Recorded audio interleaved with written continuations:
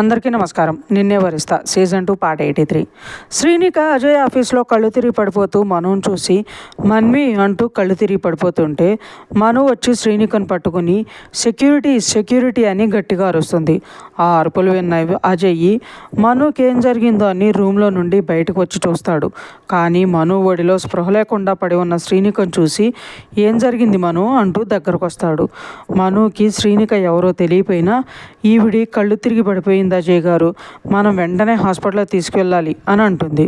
దాంతో అజయ్ శ్రీనికను చేతుల్లో తీసుకుని కారులో పడుకోబెట్టి డ్రైవింగ్ సీట్లో కూర్చుంటాడు. మన్వి శ్రీనికను పట్టుకుని వెనక సీట్లో కూర్చుని హాస్పిటల్లో తీసుకువెళ్తారు. మధ్యదారిలో ఉండగానే వాళ్ళకి ఇన్ఫామ్ చేయాలిగా అజయ్ గారు అంటుంది మను. ఆ మాటకి అజయ్ తన మేనేజర్కి కాల్ చేసి రెజ్యూమ్లో ఉన్న సెకండ్ నెంబర్ చెప్పమని దానికి కాల్ చేస్తాడు. ఆ నంబరు ప్రసాద్ గారిది. ఫోన్ మోగుతుంటే ప్రసాద్ గారు ఫోన్ లిఫ్ట్ చేసి ఎవరు అని అంటారు.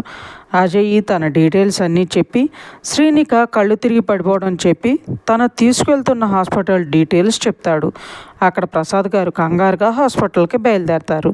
శ్రీనికని పట్టుకున్న మను ఆలోచనలు పరిపరి విధాలుగా ఉంటాయి. ఎవరివిడ ప్రత్యేకంగా నన్ను చూసి మన్వి అన్నది అంటే నేను తనకు తెలుసా అని ఆలోచిస్తూ కళ్ళు మూసుకుంటుంది. కానీ ఏమీ అర్థం కాదు. కానీ తన ఆలోచనలకి చిన్నగా తలనొప్పి మొదలవుతుంది. ఈలోపే హాస్పిటల్కి వస్తాడు. అజయ్ శ్రీనికని ఎత్తుకుని తీసుకెళ్ళి జాయిన్ చేస్తాడు. వెంటనే డాక్టర్ వచ్చి చెక్ చేసి ఏమీ లేదు, నీరసానికి కళ్ళు తిరిగి పడిపోయింది అని చెప్తాడు. అప్పటికి కానీ అజయ్ మను ఇద్దరూ రిలాక్స్ అవుతారు. కానీ అప్పటికే అజయ్కి ఆఫీస్ నుండి కాల్ రావడంతో ఇంకా తప్పక మనుని తీసుకుని బయలుదేరతాడు. రిసెప్షన్లో డబ్బులు కట్టేసి శ్రీనికను చూసుకోమని నర్స్కి చెప్పి ప్రసాద్ గారికి డీటెయిల్స్ చెప్పి అక్కడి నుండి బయలుదేరతాడు. కానీ మను ఉంటాను అంటుంది. శ్రీనిక తన్ని మన్వి అని ఎందుకు పిలిచిందో తెలుసుకోవాలని అదే మాట చెప్తుంది. కానీ అందుకు ఒప్పుకోడు అజయ్. ఒకటి, మను స్ట్రెస్ తీసుకోవటం ఇష్టం లేక ఇంకా ఆఫీస్ నుండి అర్జెంట్ కాల్ అని రావడంతో ఇంకా తప్పక ఒప్పించి మనుని తీసుకుని వెళ్ళిపోతాడు. కానీ శ్రీనిక అన్న మన్వి అనే పిలుపు దగ్గరే మనో ఆలోచనలుంటే అది గమనించిన అజయ్ ఆఫీస్ విషయాల గురించి మాట్లాడుతూ ఆఫీస్కి చేరుకుంటారు. వాళ్ళు వెళ్ళిన కాసేపటికి ప్రసాద్ గారు హాస్పిటల్లో చేరుకుని రిసెప్షన్లో డీటెయిల్స్ చెప్పి శ్రీనిక దగ్గరికి వెళ్తారు. అక్కడ నర్సు శ్రీనికను చూపించి స్పృహ రావడానికి టైం పడుతుందని చెప్పేసరికి డాక్టర్ని కలవడానికి వెళ్తారు. ప్రసాద్ గారు డాక్టర్కి తన వివరాలన్నీ చెప్పి శ్రీనిక కండిషన్ తెలుసుకుని వచ్చి శ్రీనిక దగ్గర కూర్చుంటారు.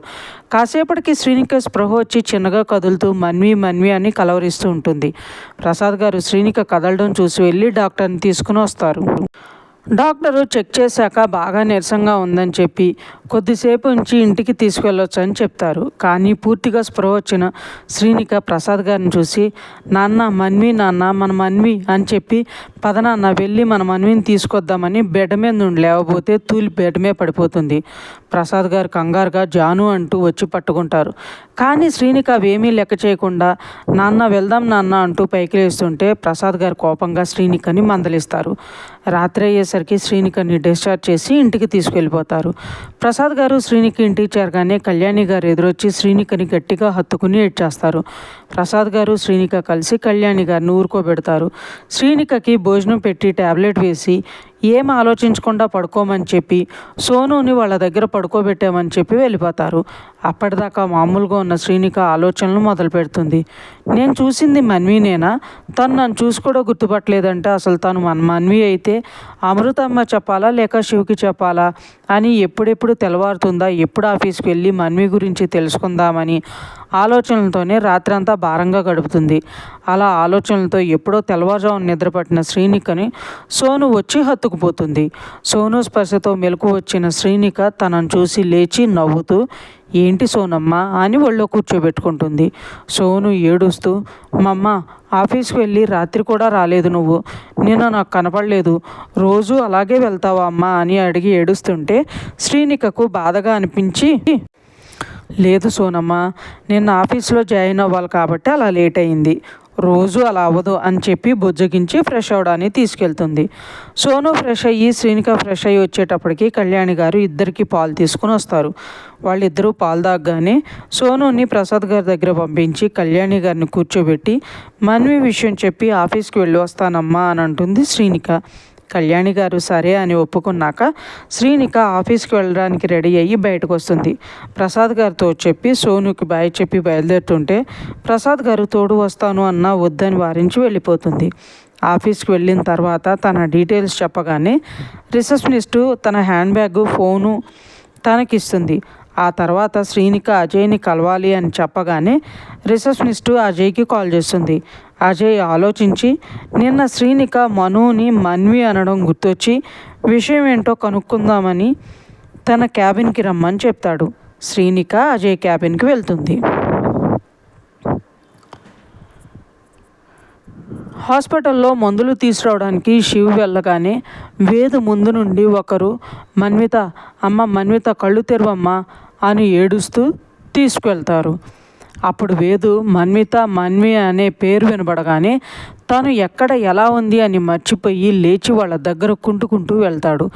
అప్పటికే మన్విత అనే పేరు వినగానే గతం గుర్తు రావడానికి మెదడు విపరీతమైన స్ట్రెస్కు గురవుతుంది. తట్టుకోలేక కళ్ళు తిరిగి పడిపోతాడు. వేదు మన్వి అని లేచి వెళ్తున్నప్పుడే శివ్ చూసి పరుగున వేద్ దగ్గరికి వెళ్తాడు. ఆలోపే వేదు కళ్ళు తిరిగి పడిపోతుంటే పడిపోకుండా పట్టుకుని ఎత్తుకుని తీసుకెళ్ళి హాస్పిటల్లో బెడ్ మీద పడుకోబెట్టి డాక్టర్ని తీసుకొస్తాడు కండిషన్ చెప్పి. ఆ డాక్టర్ వచ్చి చెక్ చేసి ఇంజెక్షన్ చేసి బయటకు వచ్చి Shiv come to my cabin అని చెప్పి వెళ్తాడు. ఆ వెనకే శివ్ కూడా డాక్టర్ క్యాబిన్కి వెళ్తాడు. డాక్టరు కూర్చోమని చెప్తాడు. కానీ శివాంశు వేదు గురించి కంగారు పడుతుంటే డాక్టరు మిస్టర్ శివాంశ్ కంగారు పడాల్సిన పని లేదు, వేదికి ఎప్పటికైనా గతం గుర్తు రావాల్సిందే. ఇప్పుడు కూడా అదే జరిగింది. మన్విత అనే పేరు వినబడే అప్పటికి తనకి గత జ్ఞాపకాలు గుర్తుకొచ్చాయి. కానీ ఇక్కడ ప్రాబ్లం ఏంటంటే ఇలాంటి టైంలో తన బ్రెయిన్ అంత స్ట్రెస్ తీసుకోవటం మంచిది కాదు. అలా తీసుకుంటే బ్రెయిన్లో నర్వస్ సిస్టమ్ డ్యామేజ్ అయ్యే ఛాన్సెస్ ఎక్కువగా ఉన్నాయి. ఇప్పుడే తను ఎటువంటి ఉద్రేకాలు లోను కాకుండా చూసుకోవాల్సిన బాధ్యత మీదే అని చెప్తాడు. శివ్ వెంటనే అలాగే డాక్టర్, అలా అవ్వకుండా చూసుకునే బాధ్యత నాది అని చెప్పి వేదు దగ్గరకు వచ్చేస్తాడు. అలా కూర్చుని వేదు స్ట్రెస్కి గురికాకుండా ఎలా చేయాలి అని ఆలోచిస్తూ ఉంటాడు. వేదు మన్వి అని కలవరిస్తూ చిన్నగా కదలడం చూసి నర్సుని పిలుస్తాడు శివ్. నర్సు వచ్చి చెక్ చేసి వెళ్ళి డాక్టర్ని తీసుకుని వస్తుంది. డాక్టర్ వచ్చి చూసి ప్రాబ్లం ఏమీ లేదు, కానీ అస్సలు స్ట్రెస్ తీసుకోకుండా చూడాలని చెప్పి వెళ్తాడు. ఆ తర్వాత వేదికి కొద్దిసేపటికి పూర్తిగా మెలకు వచ్చి మన్వి అంటూ గట్టిగా అరుస్తుంటే శివ్ వచ్చి వేదిని గట్టిగా హక్ చేసుకుంటాడు. అన్నయ్య మన్వి అన్నయ్య అని అడుగుతుంటే శివ్ వేదిని గట్టిగా పట్టుకుని వేద్ మన్వి గురించి తర్వాత, నువ్వు ముందు ఇంత స్ట్రెస్ తీసుకుంటే కష్టం రా అంటూ బుజ్జగిస్తూ వేదుని హక్ చేసుకుని వెన్నునిమురుతూ కామ్ చేస్తాడు. కానీ వేదు చాలాసేపటి వరకు మన్వి అంటూనే ఉంటూ చాలాసేపటికి కామ్ అయ్యాక శివ్ దూరం జరిగి వేద్ని పడుకోబెట్టడానికి చూస్తాడు. కానీ వేదు పడుకోకుండా అన్నయ్య మన్వి ఎక్కడుందో చెప్పన్నయ్య, నాకు ఇప్పటివరకు ఏమైంది అని అడుగుతుంటే శివు వేదుని ఉరుకోబెడుతూ నచ్చ చెప్పి జ్యూస్ తెప్పిస్తాడు. జ్యూస్ తెచ్చాక వేదికి ఇస్తే వేదు తాగకుండా మన్వి ఏదన్నయ్య అని అడుగుతుంటే శివు వేదికి తనే స్వయంగా జ్యూస్ తాగించి ఏం జరిగిందో చెప్పడానికి కూర్చుంటాడు. ఇంకా ఉంది ఫ్రెండ్స్. మీకు ఈ స్టోరీ నచ్చినట్లయితే లైక్ చేయండి, సబ్స్క్రైబ్ చేయండి. ఇంతలా ఆదరిస్తున్నందుకు థ్యాంక్ యూ సో మచ్.